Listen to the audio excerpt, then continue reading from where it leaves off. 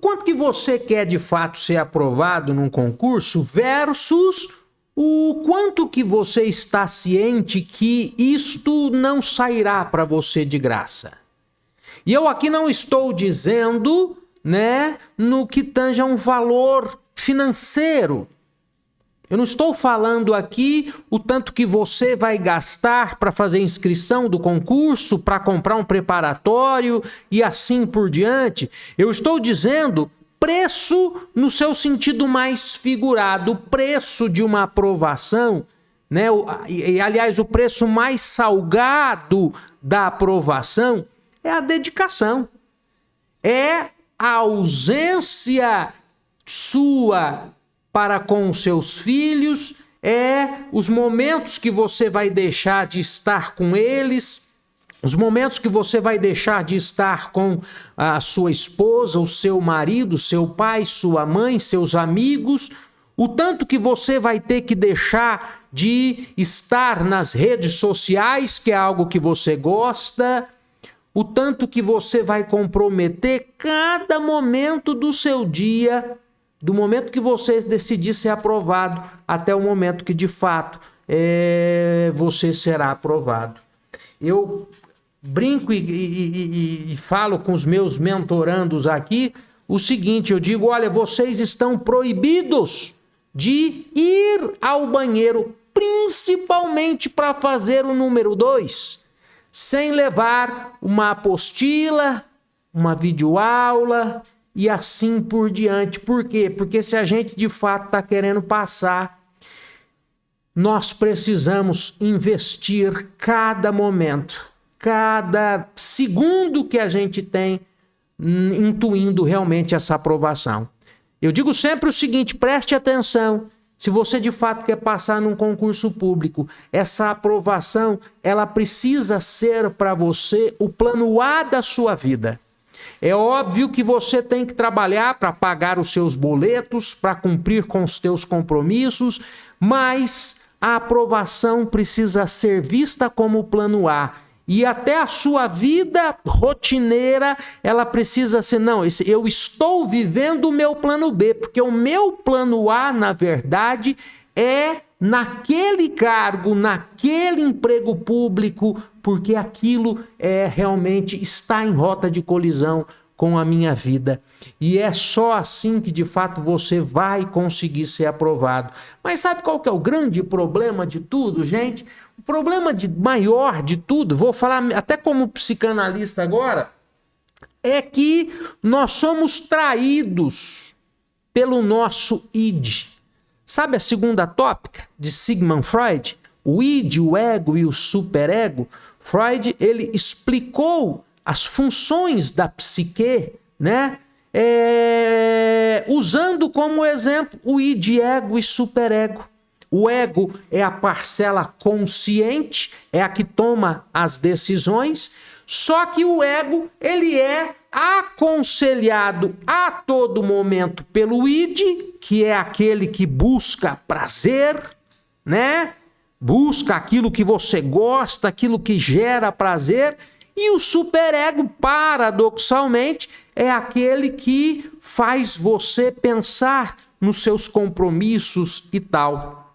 Eu gosto de dar como exemplo, né? Por exemplo, aquela moça que está caminhando, né, na frente de uma loja de calçados, quando de repente ela olha para a vitrine e ela vê aquela bota. Isso é começo de inverno, toda mulher quer uma bota no começo do inverno.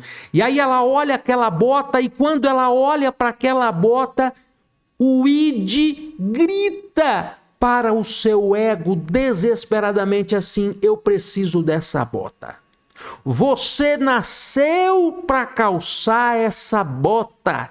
E aí você então, independente de estar com pressa ou não, você é levada pelo id até aquela, sabe, até aquela bota, como se ele te levasse, dominasse as tuas pernas. Só que daí, de repente, o id dá espaço para que o superego fale quando você olha para a etiqueta de preço e vê que a bota custa R$800. E aí o superego então lhe diz: jamais, você não pode comprar. Você está devendo no cartão de crédito, você está devendo água, está com uma luz atrasada, e aí aquela guerra se inicia e o id diz: mas você precisa daquela bota, e o ego fala: não, mas você não pode comprar a bota. E aí muitas vezes o que acontece? Ao lado você vê uma sapatilha, que acho que nem chama mais sapatilha, agora acho que é rasteirinha. Você vê uma rasteirinha que custa R$ 49,90 e aí o teu superego então diz assim: compra essa rasteirinha só para você não ir com a mão vazia. Você entra naquela loja, compra a rasteirinha, só que você nunca consegue usar a rasteirinha, porque a rasteirinha foi a compensação que o seu superego arranjou para que você não comprasse a bota, mas ao mesmo tempo não saísse de mão abanando. Só que sabe o que é legal? Olha lá, você pega uma raiva tão grande daquela rasteirinha que você nunca consegue usar, você acaba dando para os outros, dando para sua irmã, porque aquela rasteirinha é a prova cabal de que você não teve dinheiro, competência para poder comprar a bota do seu sonho. Então você pega a raiva da rasteirinha. Você não quer ver aquela rasteirinha nem pintada de ouro. Meu amigo, minha amiga, esse é o trabalho do id e do superego, né? Eu gosto de usar aquela metáfora Tom e Jerry, que sempre aparece aqui, ó, um diabinho, que é a figura do id, um anjinho, que é a figura do superego, e no meio a cabeça do Tom ou do Jerry, que representa o ego, que de fato é a face consciente da coisa, né? E aí, galerinha, entenda uma coisa muito, mas muito importante. O seu id, ele não quer que você estude. Entenda uma coisa comigo aqui, muito importante: estudar não é prazeroso. Eu tenho alunos que entram em contato comigo e dizem assim: professor, o meu problema, professor, é que eu não sinto prazer em estudar. Eu não sinto aquela vontade de sentar para estudar, professor, eu não sinto. E aí eu sou obrigado, como mentor, porque mentor fala aquilo que o aluno precisa ouvir, não o que ele quer ouvir.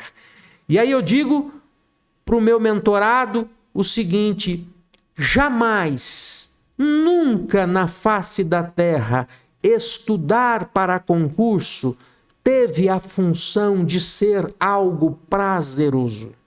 Não é prazeroso, principalmente quando nós estamos acostumados com coisas que geram prazer tão rápido, gente. Redes sociais, por exemplo, jogos online. Moçada, há um tempo atrás, há vários anos atrás, eu fui mostrar para os meus 2 filhos, agora eu tenho 3, mas na época eu tinha 2, o que era soltar pipa. Olha o exemplo que eu quero dar para vocês. O que era soltar pipa? Compramos uma pipa, porque eu não ia inventar de fazer uma pipa que eu não ia lembrar como faz pipa. Compramos uma pipa pronta, fizemos juntos a rabiola da pipa, passamos a linha do carretel para 1 litro de óleo, uma lata de óleo, e até nesse momento foi algo legal. Eles estavam ali participando comigo, a gente dividindo o trabalho, foi um momento interessante. Mas, quase sem vento, tive uma dificuldade da miséria para fazer aquela pipa subir, porque estava praticamente sem vento.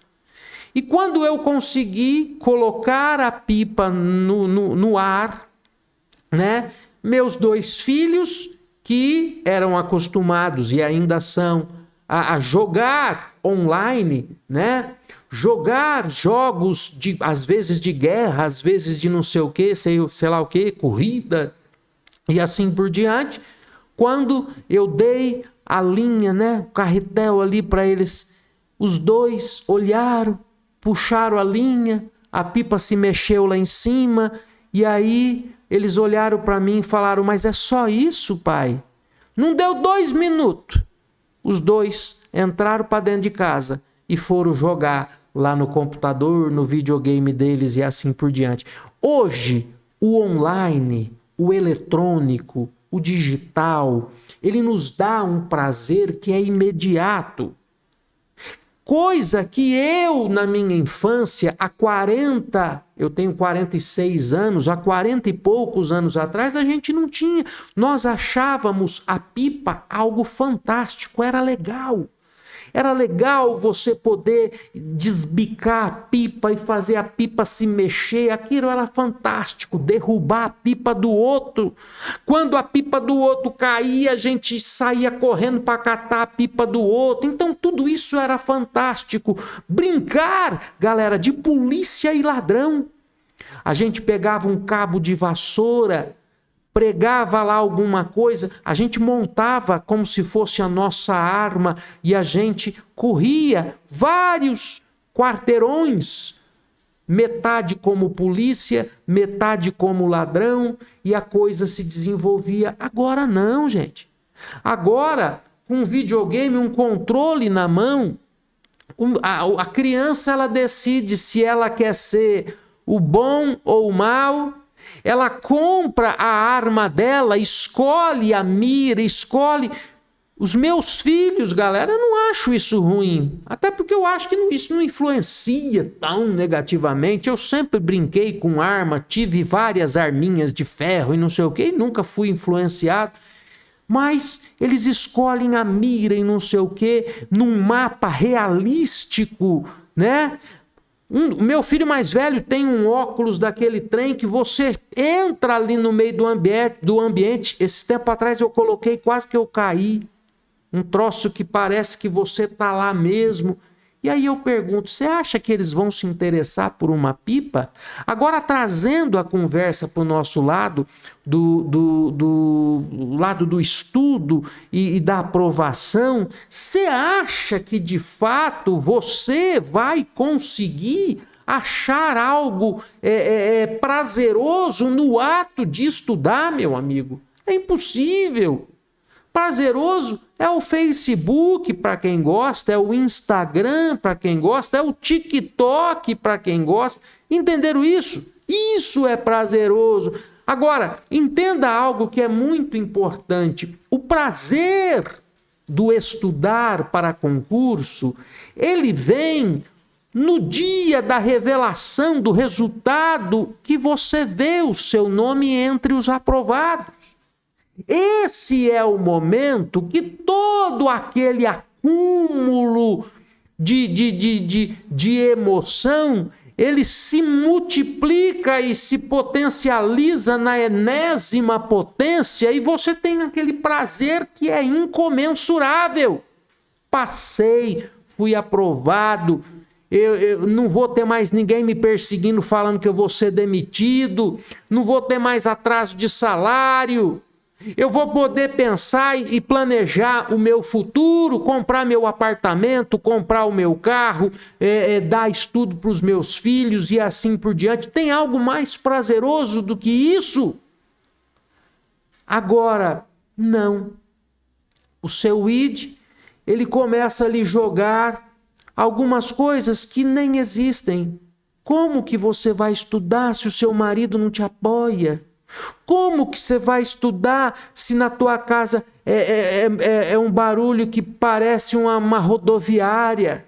Como que você vai estudar se você não tem computador? Gente, se vocês ouvissem aqui cada desculpa que eu ouço para o ato de não estudar, é terrível. Professor, eu estou me separando. Professor, eu estou grávida. Onde já se viu, gente? O que impede uma mulher de estudar porque está grávida? Jesus, Maria, José, estudar machuca o bebê agora, o que faz? Então, assim, meu querido, minha querida, para terminar esse vídeo, você precisa de iniciativa. Você precisa saber que, de fato, olhar para o horizonte, para o futuro e perceber o seguinte, ó, o que eu vou encontrar daqui 10 anos se eu não for aprovado? A iniciativa privada tem o que para mim? Em contrapartida, se eu for aprovado daqui 10 anos, como é que eu vou estar? E você tem que focar o teu caminho para o melhor futuro que você vislumbrou. Entenda isso. Motivação, galera, só se faz com necessidade. O que gera motivação é a necessidade. Não é sonho, meta, objetivo. Eu vou passar no concurso porque eu falei para o meu pai que eu ia passar. Não é isso, não. O que faz você de fato passar num concurso, sentar para estudar e, fazer calo na nádega de tanto estudar é a necessidade. É quando você olhar e falar, cara, eu tenho que parar de ganhar pouco desse jeito e o meu único caminho para isso é a aprovação no concurso. E aí você enfia a sua cara nas videoaulas, no estudo, no planejamento principalmente, porque nenhuma execução sem um planejamento estratégico dá certo. E é aí que você de fato conquista o que você precisa conquistar. Põe isso na sua cabeça. Entenderam? Nós vamos falar mais ao longo dos dias sobre aprovação, vontade, psicanálise, neurociência da aprovação. Forte abraço, fica com Deus e vamos acabar com tudo.